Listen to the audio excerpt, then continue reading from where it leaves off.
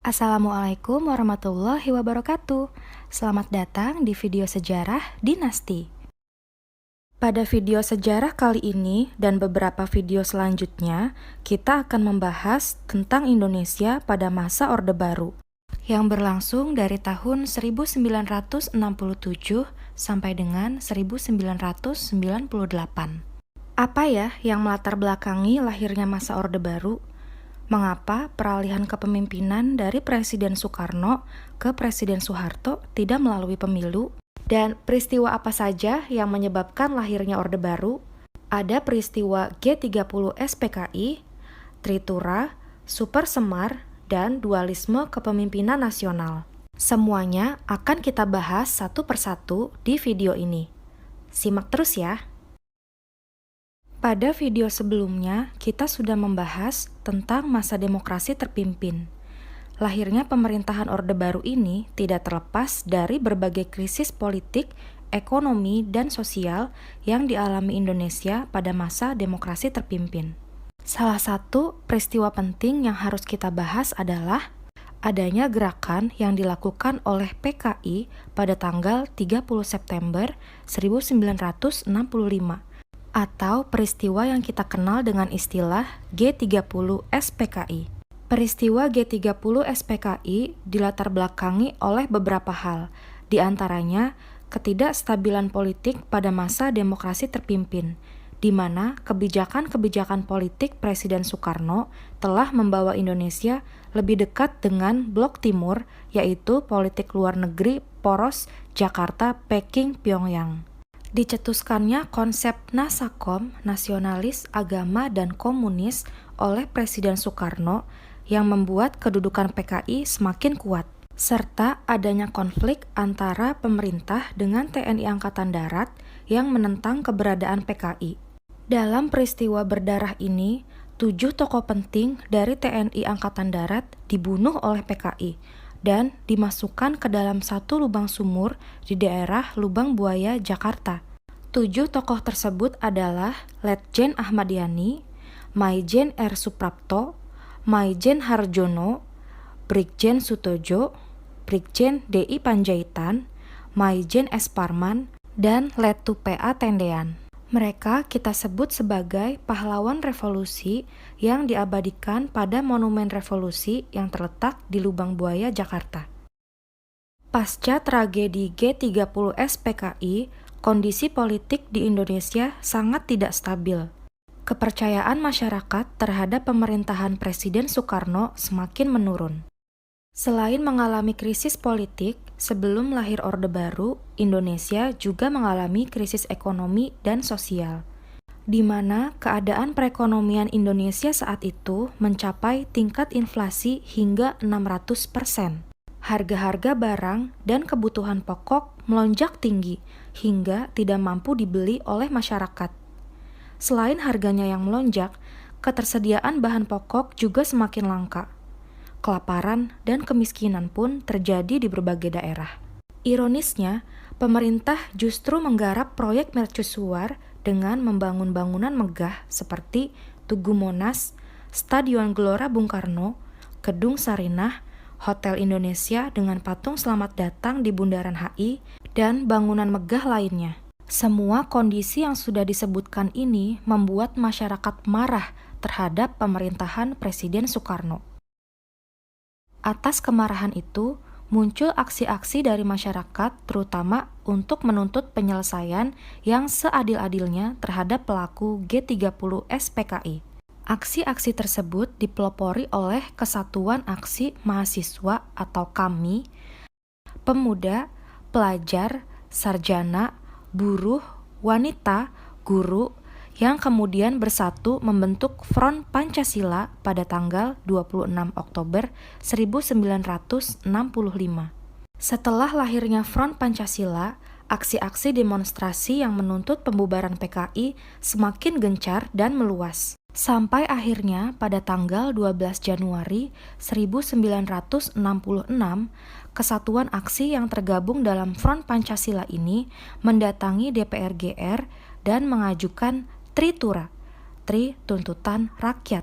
Tritura berisi bubarkan PKI, bersihkan kabinet dari unsur-unsur G30S PKI, dan turunkan harga. Tuntutan rakyat ini tidak dipenuhi oleh Presiden Soekarno. Sebagai gantinya, Presiden Soekarno melakukan perubahan kabinet dari Kabinet Dwi Kora menjadi Kabinet 100 Menteri. Namun di dalam kabinet baru ini masih ada tokoh-tokoh yang terlibat dalam peristiwa G30S PKI. Sehingga pada saat pelantikan Kabinet 100 Menteri pada tanggal 24 Februari 1966, Kesatuan Aksi Front Pancasila melakukan demonstrasi dengan memenuhi jalan-jalan menuju Istana Merdeka untuk menuntut dipenuhinya Tritura.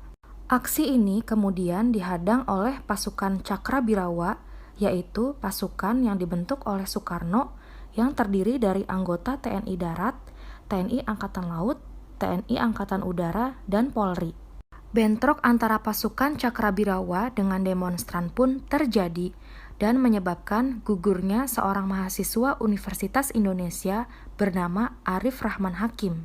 Sebagai akibat dari peristiwa tersebut, Presiden Soekarno justru membubarkan KAMI, Kesatuan Aksi Mahasiswa Indonesia. Hal ini semakin menurunkan kepercayaan masyarakat terhadap Presiden Soekarno dan memperparah krisis politik yang terjadi. Untuk mengatasi krisis politik yang memuncak, pada tanggal 11 Maret 1966, Presiden Soekarno mengadakan sidang kabinet. Sidang kabinet ini diboikot oleh para demonstran yang tetap menuntut pembubaran PKI. Belum lama Presiden Soekarno berpidato dalam sidang tersebut, tiba-tiba ia diberitahu oleh Komandan Pasukan Cakrabirawa, Brigjen Sabur, bahwa di luar gedung istana ada pasukan berseragam tanpa tanda pengenal. Menyadari bahwa keadaan sudah tidak aman, Presiden Soekarno segera meninggalkan sidang. Bersama dengan Wakil Perdana Menteri I, Dr. Subandrio, dan Wakil Perdana Menteri III, Dr. Hairul Saleh, Presiden Soekarno segera menuju Bogor dengan helikopter. Sidang kemudian ditutup oleh Wakil Perdana Menteri II, Dr. J. Leimena, yang kemudian menyusul ke Bogor dengan mobil. Lalu, 3 orang perwira tinggi TNI Angkatan Darat, yaitu Maijen Basuki Rahmat, Brigjen M. Yusuf, dan Brigjen Amir Mahmud, juga sepakat untuk menyusul Presiden Soekarno ke Bogor. Sebelum berangkat, ketiga petinggi TNI Angkatan Darat ini meminta izin kepada Soeharto selaku pimpinan TNI Angkatan Darat. Pada waktu itu, Soeharto sedang sakit dan diharuskan beristirahat di rumah.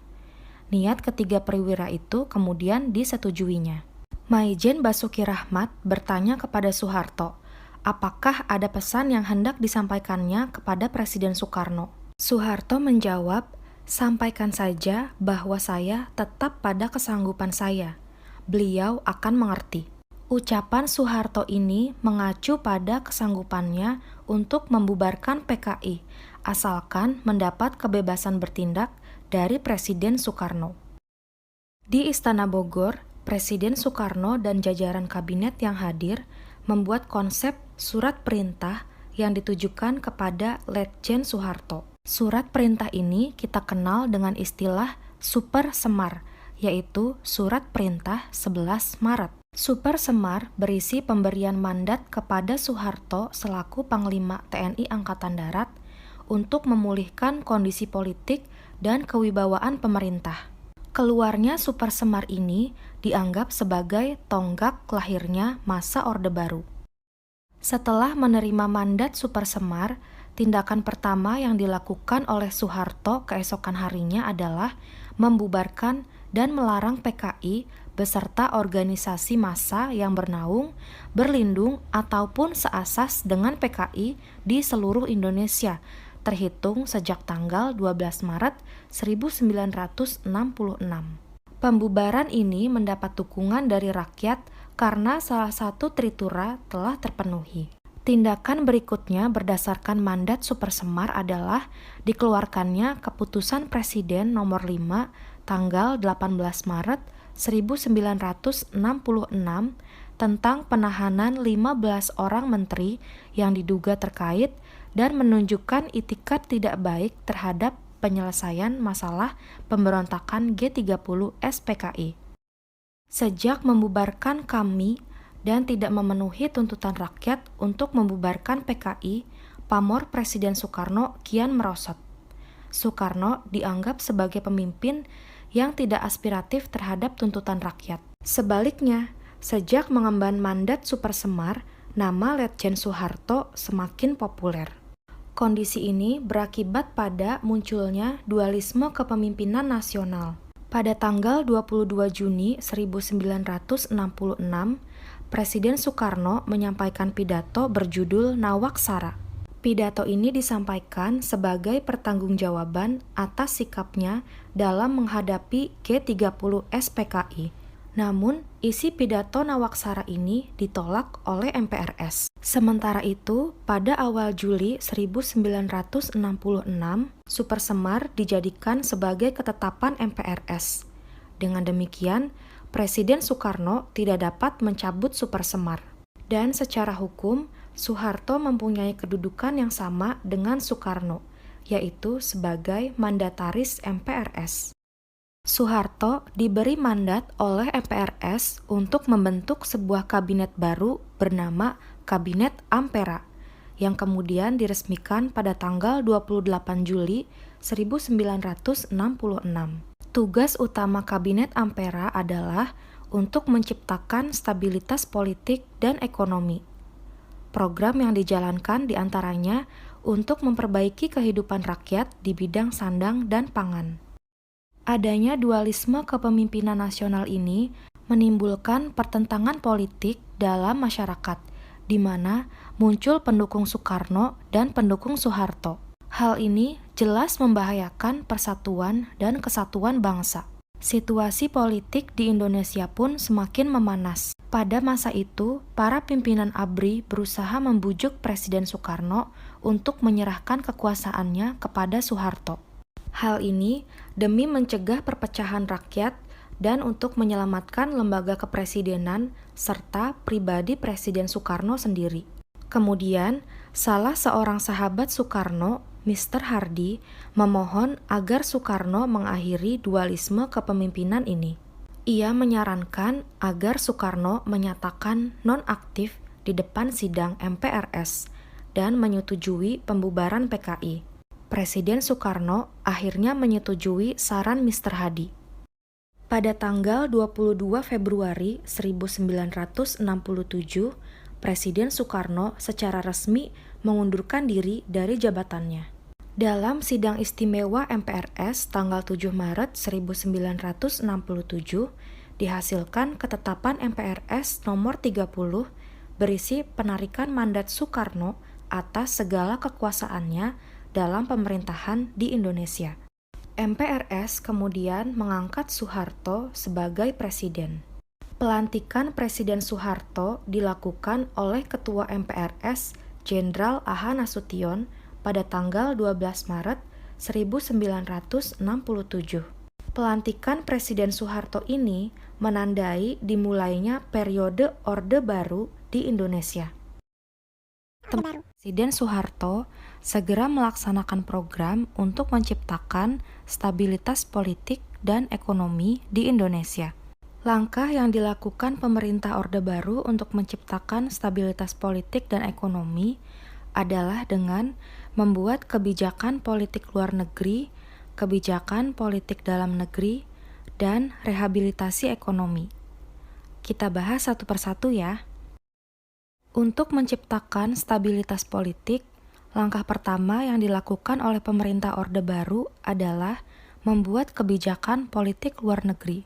Pada video sebelumnya, kita sudah membahas bahwa pemerintahan Presiden Soekarno menerapkan politik luar negeri yang cenderung ke komunis atau Blok Timur.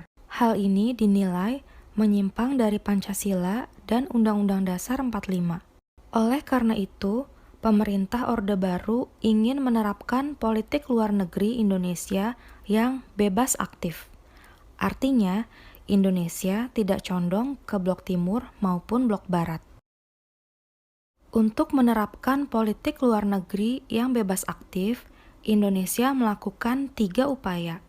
Yang pertama, mengakhiri konfrontasi dengan Malaysia. Teman-teman masih ingat kan, pada masa demokrasi terpimpin, hubungan Indonesia dengan Malaysia kurang baik.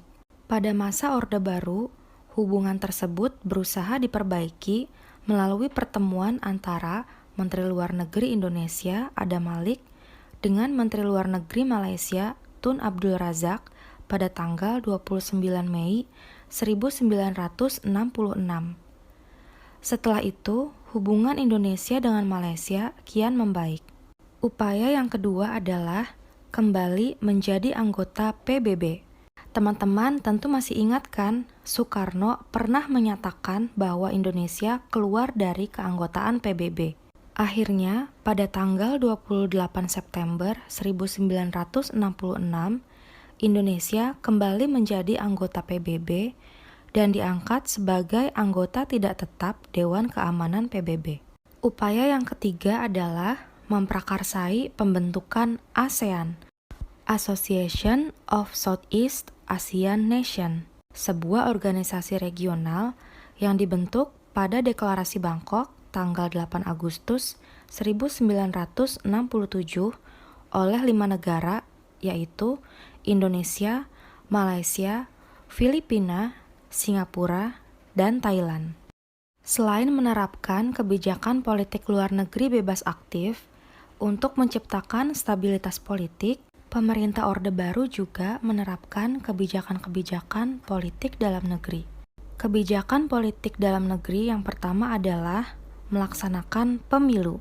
Pemerintahan Orde Baru melaksanakan pemilu pada tahun 1971 dengan dasar hukum Undang-Undang Dasar 45, Demokrasi Pancasila, dan sistem kepartaian multipartai. Pemilu tahun 1971 diikuti oleh 9 partai politik, yaitu NU, Parmusi, PSII, Perti, PNI, Parkindo, Partai Katolik, Partai Murba, dan IPKI, serta satu organisasi masyarakat yaitu Golkar. Pemilu tahun 1971 ini dimenangkan oleh Golkar. Selanjutnya, pada tahun 1973, pemerintah mengeluarkan kebijakan fusi partai, yaitu penyederhanaan partai politik, sehingga sistem pelaksanaan pemilu yang semula multipartai menjadi dwipartai dan satu organisasi masyarakat. Setelah diterapkannya kebijakan fusi partai, maka pemilu selanjutnya yaitu tahun 1977 dan setiap 5 tahun setelahnya hanya ada 2 partai politik, yaitu PPP, Partai Persatuan Pembangunan, yang merupakan penyederhanaan dari partai-partai Islam seperti NU, Parmusi, PSII, dan Perti. Yang kedua adalah PDI, Partai Demokrasi Indonesia, yang merupakan penyederhanaan dari partai-partai nasionalis dan non-Islam seperti PNI, Parkindo, Partai Katolik, Partai Murba, dan IPKI, serta satu organisasi masyarakat yaitu Golkar. Semua pelaksanaan pemilu pada masa Orde Baru selalu dimenangkan oleh Golkar. Pemerintah Orde Baru juga mengeluarkan gagasan penyeragaman ideologi Pancasila. Gagasan ini dikukuhkan pada Kongres Nasional Pramuka tanggal 12 Agustus 1976 berupa pedoman, penghayatan, dan pengamalan Pancasila yang disingkat P4. Pada tanggal 21 Maret 1978, P4 disahkan menjadi TAP MPR nomor 11 tahun 1978. P4 kemudian mulai disosialisasikan di berbagai organisasi sosial, politik, dan masyarakat melalui penataran P4 yang dikoordinasikan oleh Badan Pembina Pendidikan Pelaksana P4 yang disingkat BP7. Setelah P4 disosialisasikan, maka seluruh organisasi sosial politik harus menerima bahwa Pancasila sebagai asas tunggal mereka. Selanjutnya, pemerintah Orde Baru juga menerapkan kebijakan Dwifungsi ABRI, di mana anggota ABRI selain berperan di bidang militer, juga berperan dalam bidang sosial politik.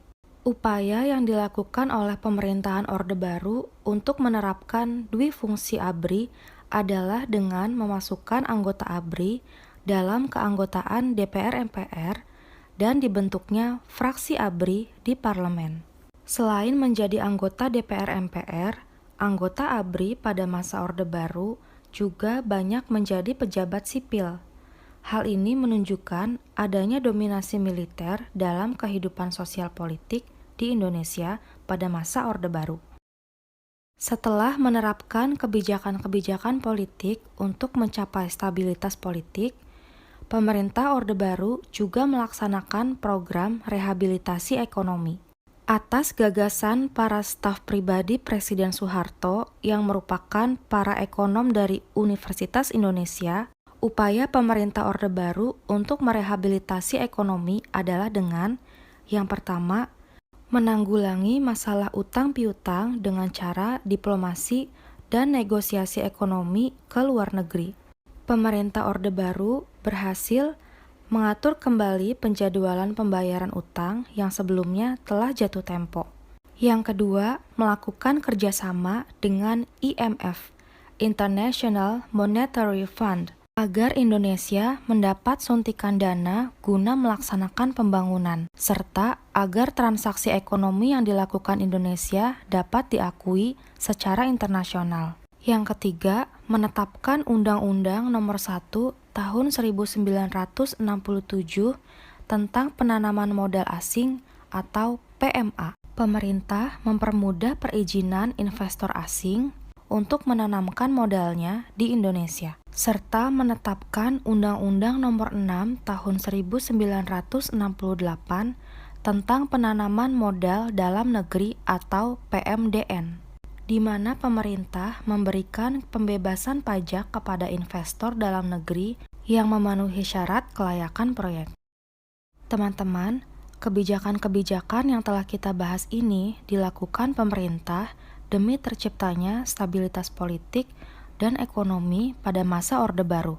Stabilitas politik dan ekonomi ini menjadi dasar bagi pemerintah untuk membuat kebijakan-kebijakan pembangunan. Apa saja sih kebijakan-kebijakan pembangunan yang diterapkan pemerintah Orde Baru? Dan apa dampak kebijakan tersebut bagi kehidupan bangsa Indonesia?